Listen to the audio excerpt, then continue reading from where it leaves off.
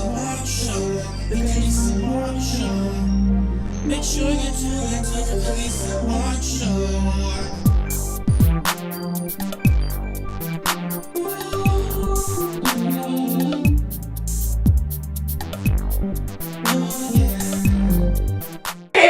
Welcome to the Kenise and Marc show. I'm Kenise. I'm Marc. And I'm sorry, what's your name again?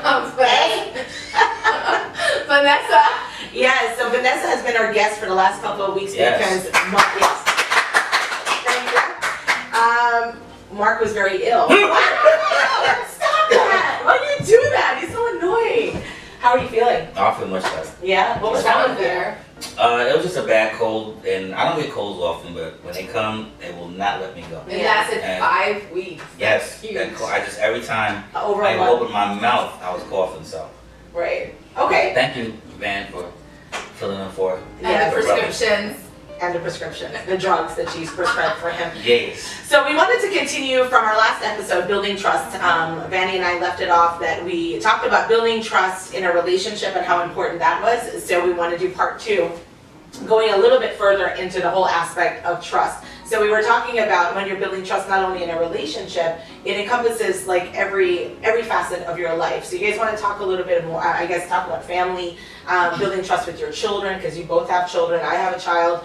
And building trust on, with your employer, because most of us are working. If you don't have that trust level, you're not trusting your employer, or they can't trust you, it really hinders you moving up the ladder and getting promoted and things like that. So let's talk about the aspect of relationships really briefly. We talked about important about trusting is open communication in a relationship. Honesty. We talked about making sure that when you're honest in a relationship and you can trust the person to be open and honest at all times, but that's really difficult. I mean, what are your thoughts? It's difficult if the person on the receiving end was in a relationship prior, yes, where trust was a factor. Right. Mistrust. Mistrust was a factor. Mistrust. Something happened. If something happened where your trust factor is just out the window. So now you're in this new situation. And that's you're gauging it by that. Right, and you shouldn't, because everybody's different. So what happens, so I'm a victim, I am somebody who has been, gone through a relationship where the trust was broken. What would be some of the advice or things that you would tell me to, as I build that trust now in a new relationship? Because now I'm not trustworthy, I'm just saying, I'm building my trust slowly, but what are some of the advice you guys would give somebody who's out there looking at, gone through a really bad relationship where the trust was broken? How can they rebuild that trust? Simply by just look at that person for who they are and watch every day how they conduct themselves, how their communications with you are. You just, like we just said, you cannot constantly think about the past and constantly look in the rearview mirror. You have to look at what this person brings to the table, who they are, their character, their integrity, and if they're showing that they're upfront with you, they're being honest with you about every aspect of their lives, their communication is open, and you have to look at that. But if I'm burnt, I'm still hurting, so you're saying that the person needs to deal with that hurt and that first. Yeah, well, you've been dealing with it because you already know what that person did to you. Right. And dwelling on that is not going to help you. All it's going to do is just make you miserable. If someone's trying to reach out to you and trying to love on you and you won't let them because of what somebody else did, you will never have a good relationship. Mm-hmm. The person may run away. Yeah. Because you're making them work harder than they need to work. Because you're not looking at them as for the individual that they are, right, and for what they're bringing to the plate. Mm-hmm. You're actually saying within yourself and your actions and your words that I don't trust you because I lost trust with someone else. So the first thing I would say for you to do is to always keep that in the forefront of your mind, that you're working something. And before you react or respond to that individual, the present one, remind yourself, I'm working through something. So am I looking through tinted glasses, or am I, looking straight ahead into this person? Give them their dues. Don't bury them on someone else's and remind yourself that you keep up that behavior, you're gonna run that person away. You're gonna lose. You're gonna lose on both ends. So you lost the first person, then you're gonna lose the second person also. But something you said, Vanny, you said building it up. So I think trust is something that is a slow progression. So for me, it's been a long time I mean, even though I've been burnt before, and I'm sure many viewers have been burned, and I'm sure you guys probably have lost trust, whether it's in a relationship or maybe family member or something like that. It's a slow progression to regain that trust, but it's you working on it. You actually saying, I'm going to work on this, because I remember I did that. I was like, Kenise, you have to make a determination in yourself that I'm going to work on not holding this person accountable for what the other person did. Exactly. And build my trust. So not to have trust. Let's talk about trusting in your family, with your children, because we all have children, and we all are children because we all have parents. So, I mean, what are your thoughts about helping someone build trust when it comes to their children? I mean, you gotta. That's a powerful one. Because you have to be careful, because there are things that it's a fine line. Like I was saying before, when they were younger, I would threaten that I would spank them or whatever, or there would be repercussions for what their behavior were and what have you. But I never followed through. There was a breaking of trust there, because they were fearful that if they did this, they were going to get this, but they never got it. Right. And so after a while, So they were like, and then they came to me and they were like, when you say you're going to hit us, you should really do it instead of you should beat me if you promise to beat me, mommy. Yeah, because now it's like, I don't know if you're going to do it, if you're not going to do it. I don't really trust, what you're saying. And that just would, spiral into other areas. Like, am I not telling them the truth? Right. Trust becomes truth. Right. Now, you don't want that with children. You want to be as honest and as transparent with your kids, because you want that reciprocated to you when they get to a certain age, that they can feel that they have that communication, that they'll always be trustworthy, trusting you to tell you the truth. Right. And the same with the spanking. I think it's important too, if you're telling your child that you want to buy them something. So, you promise to take them shopping, or you promise that you're going to buy this, and you don't follow through. They trust. They hold that so near and dear to their heart. Yeah, and when you break that trust, it's just like, oh. I guess I hesitated because my kids are, they're adults now, so I was just trying to think back to, I don't believe that was an issue with me. Did you ever promise them a gift and you never followed through on it? I was very careful with that.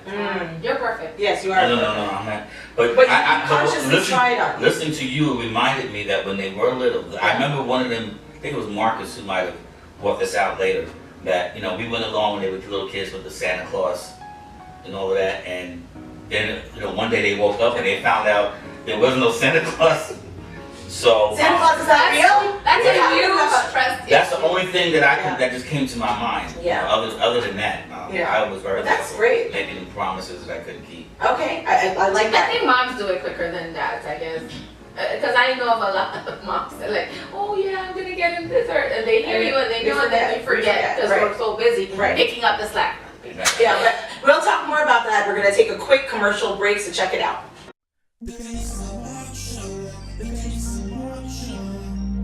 Make sure you tune into the Kenise and Marc Show.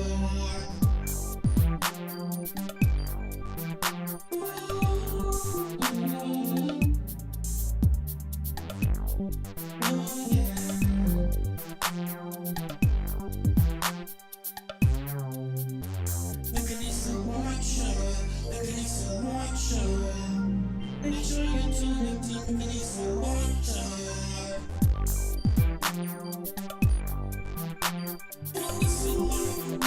Here with our guest Vanessa, we were just discussing the trust issue between parent and child, and I was reminiscing on the fact that when my kids were little, I was very conscious of not to, especially when they're little, you don't make promises that you can't keep. The only thing I do remember, as I discussed earlier, is that we were talking about the Christmas and Santa Claus, me and the wife went along with that for years, and then one day, but these kids, in today's world, they go to school and they talk to their kids, with their friends. Yeah. And it's like, man, there ain't no Santa Claus. How would you do that? You let your parents play you like that. So, eventually we had to own up to that. Right, yeah. But other than that, me and my sister growing up, my parents kind of treat us the same way. They make a lot of promises. Yeah. Whenever they just say that things are going to come through, it basically happened. Yeah. Well, I'll tell you an example with parents. So my dad, when we had moved to the States, we lived in one state and another state, then we finally moved to New York. My sister and I had always wanted a pool. An in-ground pool, not those, above ground pool, or the blow-up ones where the hose, you gotta fill it with the hose. So he promised us. Some people, that's the best they can do. I know, but that's not what we were dad, we wanted like an official in-ground pool with a slide and a diving board. And he always promised us, so Dad, if you're watching this, we never got a pool. Never got it? No. Well, did he say that he was going to give it to you? He did. He always said he would. And I remember we had priced it out last year. And my sister obviously is grown and she's going to be living in another state, married with her and everything. own pool. With her own. She got her own pool. So I was like, I guess I have to pay for Make my your own dreams pool. come true. So, but it wasn't something that negatively impacted me. But I feel like I always bring it up with my dad whenever we go to somebody's house and they have a pool, or we go to my sister's house and I'm like, Dad, remember you promised always. Which is the least of a trust break. Nobody was just talking about. So Mark, you said earlier just really quickly about your kids that you made sure that you didn't fall through on anything. Was that a conscious effort on your part? I believe it was. Now, if you asked them, it might be a different story. You were just misery. Right. I don't recall ever, being that way with them. I love my kids and I try to do all I could for them. And I think I was just pretty honest. I mean, if I couldn't do something, yeah. You couldn't just couldn't do it. Couldn't just do it. I agree. A last facet that we want to look at in regards to building trust is an important part of our everyday life is at our jobs. So me working from an employer standpoint where I hire people, one of the questions that I do ask certain people during the interviewing process is, can we trust that you can get the job done? Can we trust the fact that you're not going to be stealing company time? So you're clocking in at a certain 9 o'clock, but then you're going outside and have a 2-hour breakfast and then come back in. It's all done on company time. I mean, what are your thoughts, Vanny? You work in the hospital world with other RNs. I mean, and promotion is a big deal, obviously, working as an RN. So you want to talk a little bit about even before I worked as a professional person, any job that I held, one thing my mom always instilled in me was be there at least 15 minutes before. And I found that has helped me so much because I became the reliable one. I was the one that they knew would be there to open or close, or she would be here. And if she's not here, whatever excuse she gave you was true because she would be here. And so that trust transition into dependability, and the dependability is what cost promotion. Yeah, propelled me to that degree, and then becoming a nurse in the actual where people's lives matter, and not only that, where I'm sending off someone to go home after a long hard day. So if I'm late, forget about my employer, but my fellow workers are not going to be very happy. Right. Trusting somebody, whether in your personal life, relationship, children, it's a character concern for me because it could be a huge character flaw, somebody that's not trustworthy. I mean, would you trust somebody as part of your life and bring them into your inner circle if they have trust, like you feel they have issues with trust? I wouldn't. I'm very particular about that. Who's in your inner circle? Yes, because I don't want, unfortunately there are people out there who don't believe what we believe. There are people who like to take shortcuts. There are folks who want to get over. There's people who don't mind going to work and bending the rules, taking longer breaks, as you mentioned. Yes. I don't believe in that because I wouldn't want anybody to do that to me. No, I totally agree. So I'm very particular about just being upfront, being honest. Because if I'm putting you in my circle and I need you to do something, I'm trusting you to do it as if I would do it. Right. To be on time as if I would. Because I don't like to be late for anything. Me too. So my inner circle, I'm looking for you to possess some sort of characteristics close to what I have. That you trust the fact that you say, Kenise, I'm going to be there at 10 o'clock. You expect Kenise to be there at 10 o'clock because you're going to be there at 10 o'clock. I mean, so things happen. Yeah, right. But some people plan to always be late. And they plan to just always take shortcuts. I stay away from those kind of things. No, I totally agree with you. So, sorry, go ahead. And from what our conversation is, we're realizing that it's trust, truth, dependability, reliability at the end of it all. Right. So if we don't have that umbrella of trust, nothing else falls into place. And yes, you're not productive, you're not valued. I remember getting my promotion at my job as the night assistant manager for the floor, not because I was there the longest, I was actually there the shortest period of time, but because I was dependable. Right. I would always be on time, a little extra, do my report before, give the nurses a heads up to leave.